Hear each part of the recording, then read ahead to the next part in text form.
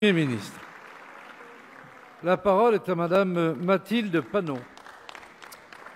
Monsieur le Premier ministre, hier, le Président a parlé, il a menti. Vous n'augmentez pas le SMIC horaire.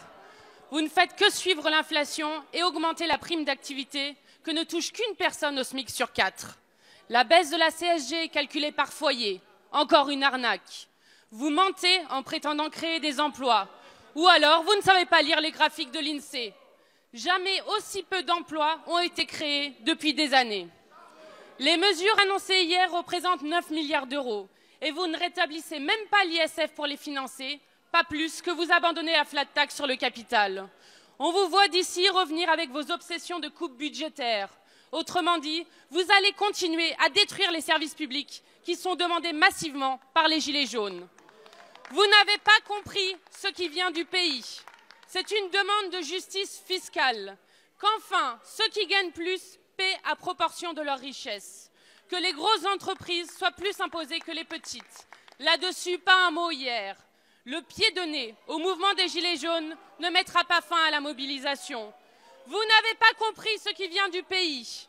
C'est une demande de vie digne contre la vie chère. Vous ne revalorisez pas le point d'indice des fonctionnaires gelé depuis si longtemps. Vous ne faites rien pour les précaires et les temps partiels, rien pour les chômeurs, rien non plus pour les jeunes qui se mobilisent aujourd'hui. Honte à vous qui continuez à mépriser le peuple en prétendant l'entendre. Le président Macron veut réunir les riches cette semaine. Pourquoi? Personne ne veut de leur charité. La solidarité se fonde sur l'impôt. S'il vous plaît, seule Madame Panot a la parole. La solidarité se fonde sur l'impôt et les plus gros contribuables doivent y consentir sans politesse ni courbette présidentielle. Rendez-nous l'ISF, cessez de brider l'État et nos biens communs. Orientez les 40 milliards du CICE vers la transition écologique dont le président n'a pas dit un mot hier. Mettez en place le référendum révocatoire et le référendum d'initiative populaire.